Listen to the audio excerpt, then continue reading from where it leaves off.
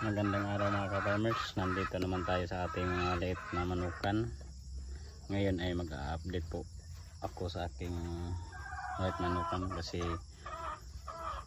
ilang araw ako dito sa maliit kong manukan na hindi ako nakaalaga kasi mayroon akong importanteng pinupuntahan. Ngayon mga ka-farmers ay nagbabalik naman tayo sa ating manukan. Samahan niyo ako, magpakain po ako ng manok at saka maglilinis sa aking maliit na manukan na dito sa lagayan ng pagkain kasi marami ng mga balahibo. Ka-farmers, samahan niyo. Ngayon ka-farmers, sa hindi pa tayo maglilinis at magbibigay ng pagkain ay timbang muna tayo ng pagkain nila sa buong sa isang araw, kaya gagawin natin.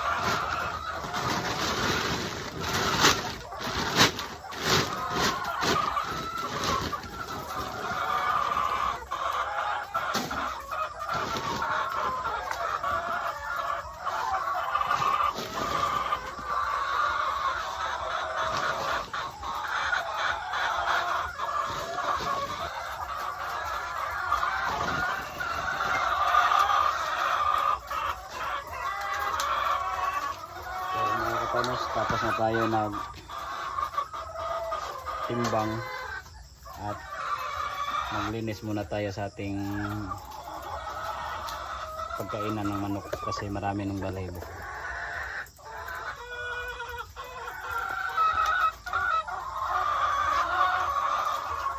At kasama na din hihimayin natin pagkain kasi para manibagong mga ka-farmers.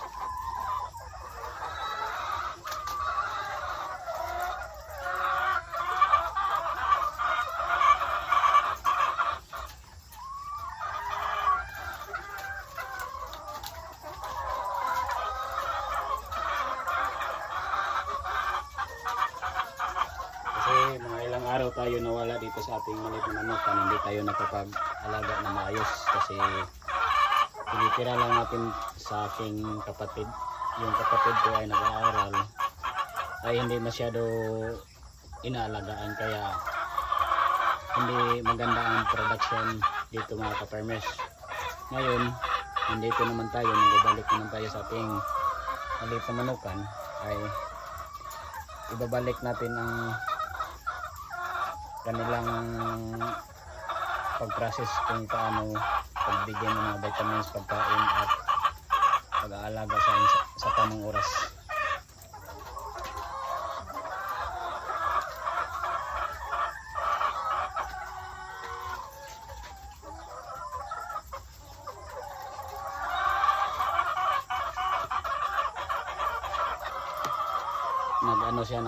Bumababa na siyang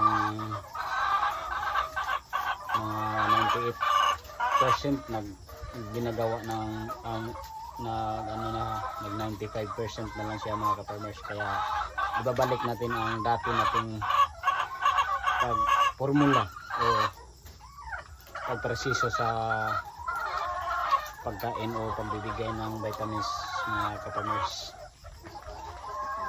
Magbibigay na tayo mga pagkain ka-farmers kasi maingay na sila.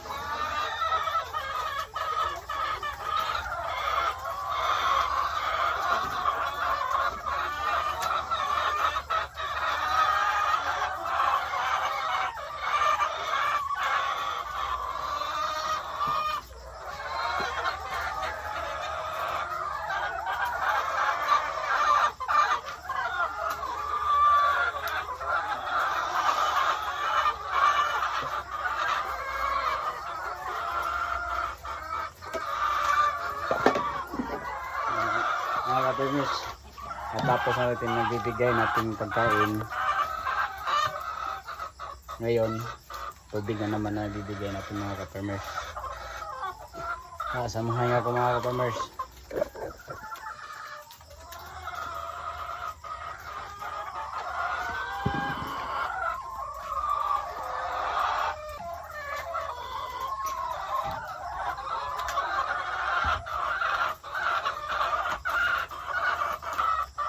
Magbibigay naman tayo ng tubig ka-farmers kasi wala na yung wala nang tubig.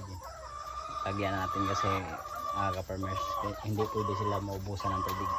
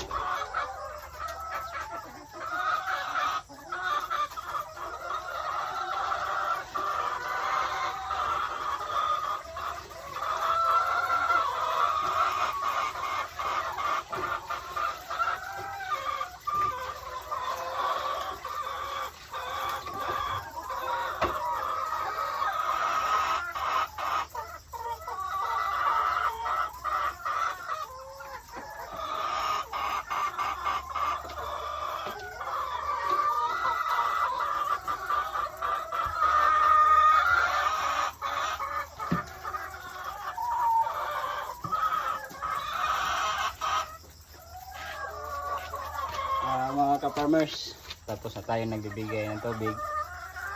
Antayin natin mamaya kung ilang itlog magkukuha natin mga ka-farmers,